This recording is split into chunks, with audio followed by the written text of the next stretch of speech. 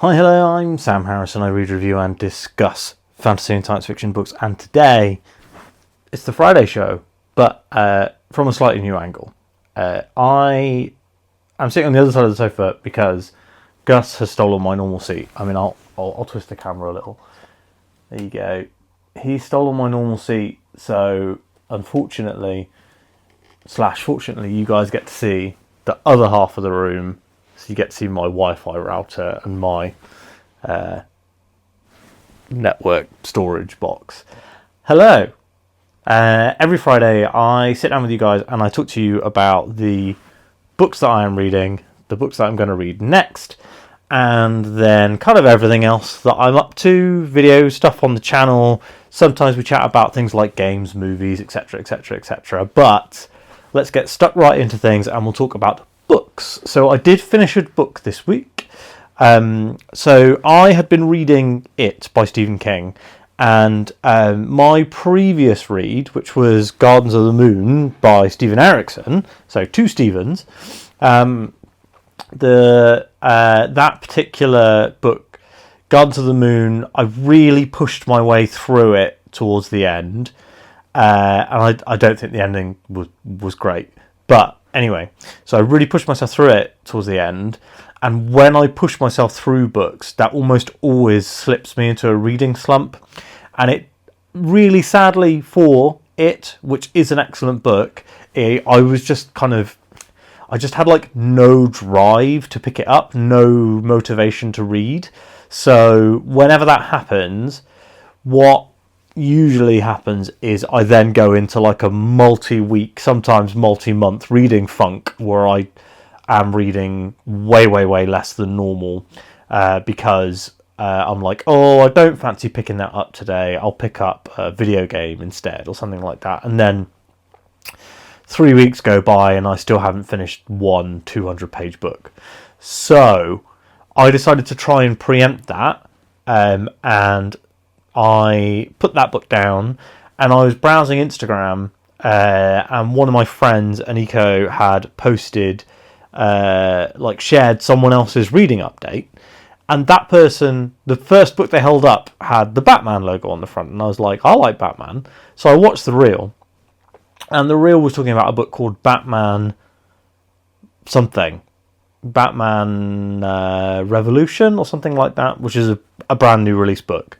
And I was like, that book sounds interesting. So I looked it up, and it's actually a sequel to a book called Batman Resurrection. So Batman Resurrection came out earlier this year.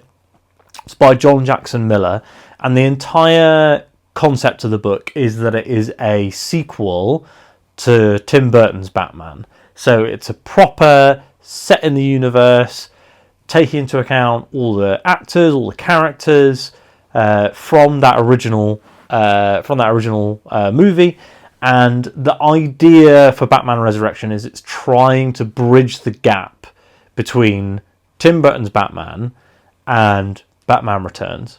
I don't know what's going on with Batman, I think Revolution, which is the sequel to it. I will read that because I really enjoyed Batman Resurrection. So Batman Resurrection was great, and if you have that nostalgia for the 1989 Batman movie, like many of us who were growing up in the 90s will do, Batman, the 1989 Batman movie, is essentially responsible for the proliferation of home video formats. So if you like watching films at home, Batman on VHS was priced incredibly aggressively. That was why VHS caught on, basically. So home video formats, they all existed, and then Batman was just huge. It was a massive success at the cinema, and I think that there was something going. Basically, not a lot of kids went to see it because it was kind of dark and gritty and whatever. But it was actually pretty kid friendly. And so what happened was, in the end, it came to home video.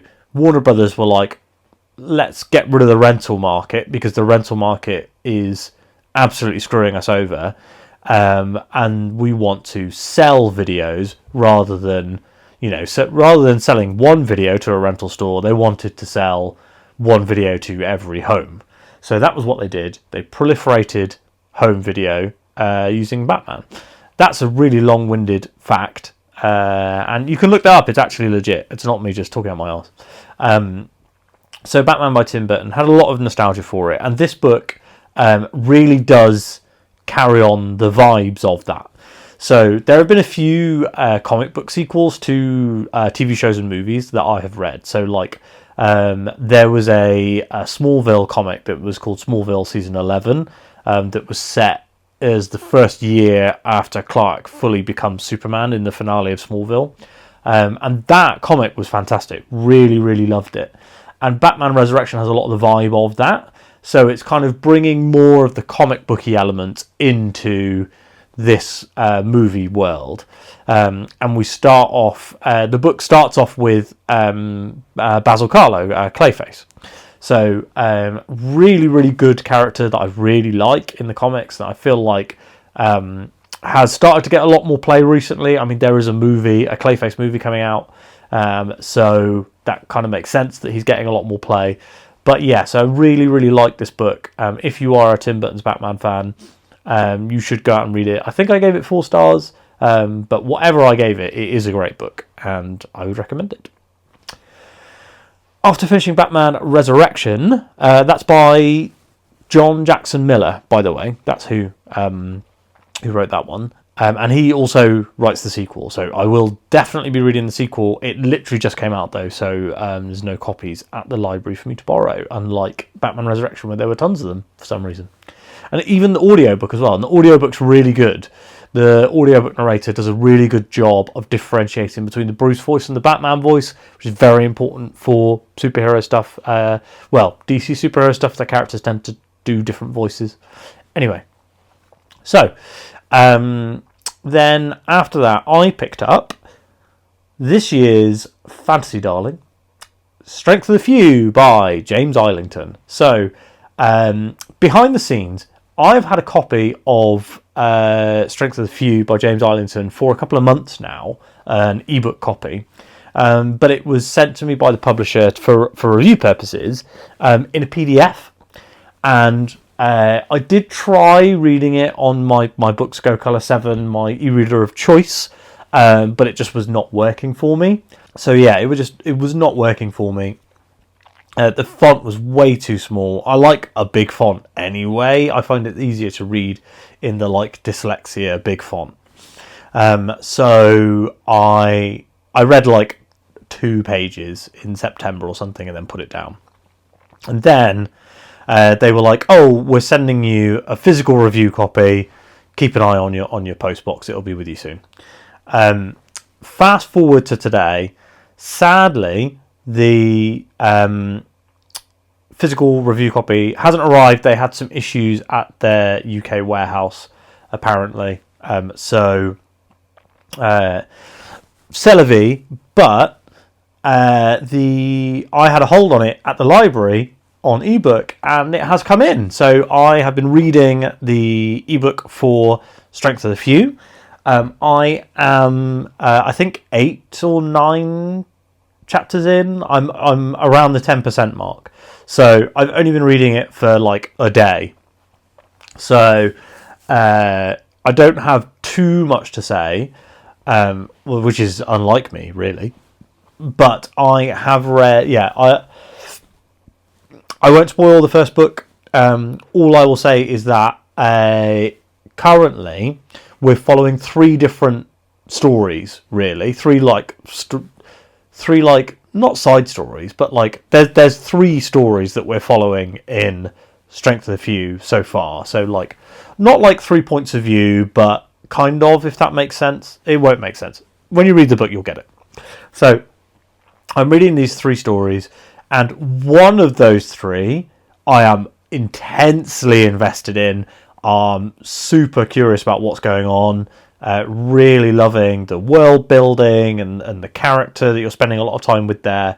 Then the other 2 I'm less invested in.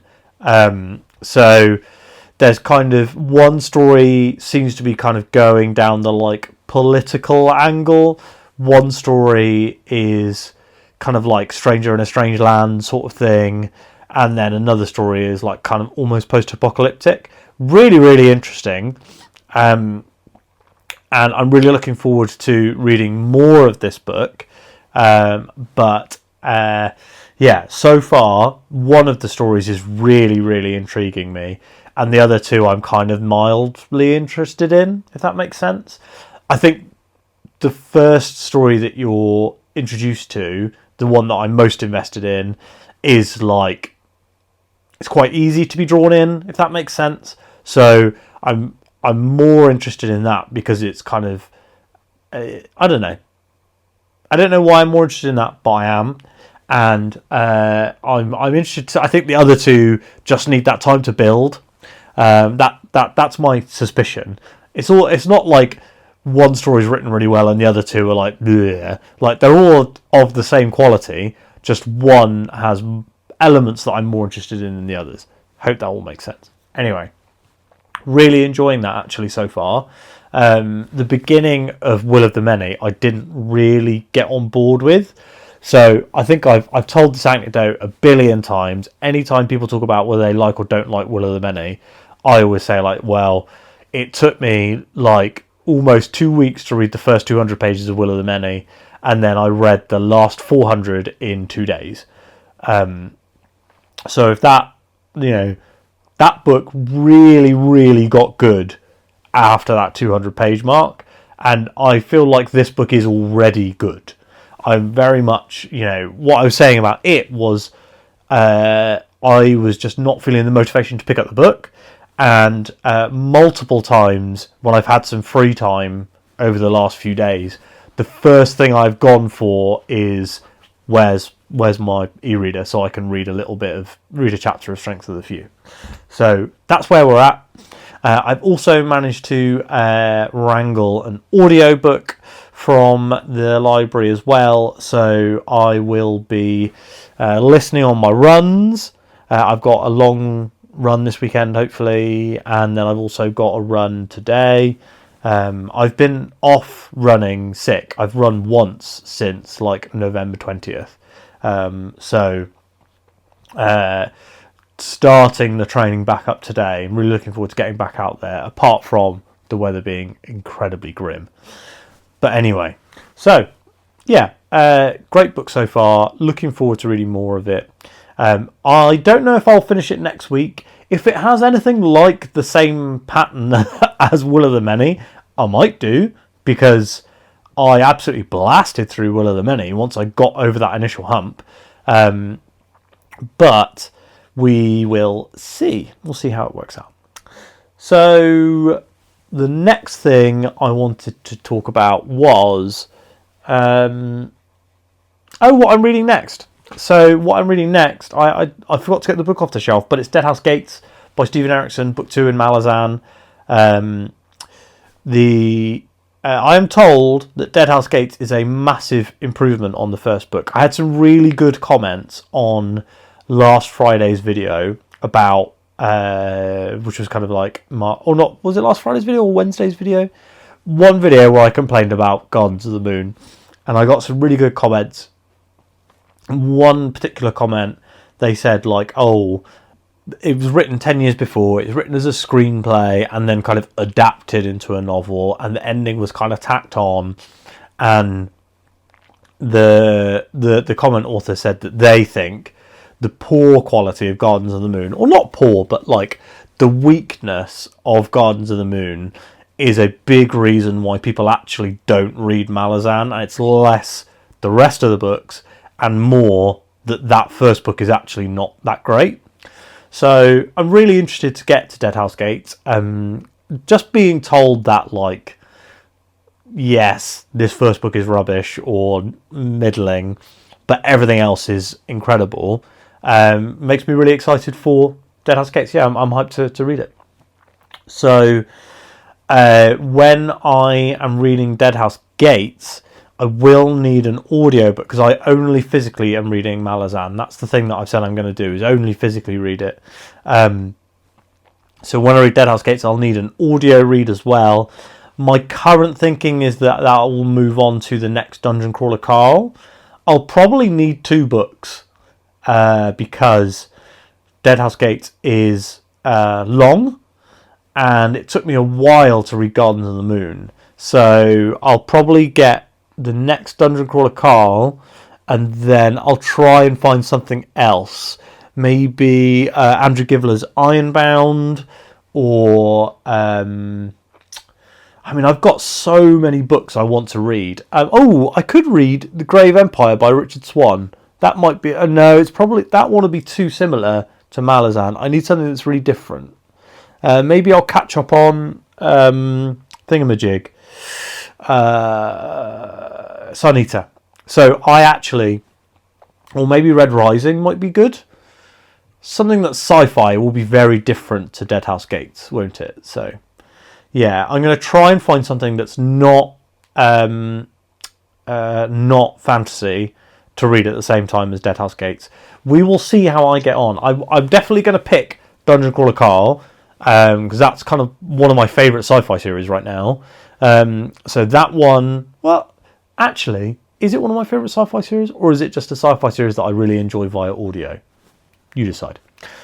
Yeah, so Dungeon Crawler Carl, I will read with Deadhouse Gates, and then if I finish Dungeon Crawler Carl before I finish Deadhouse Gates, which I actually might not, thinking about it, like if you think about the amount of free time that I have for audio at the moment, now I'm running a lot less, because I'm not going to go back to my 7 days a week. I'm going to slowly ramp back into it.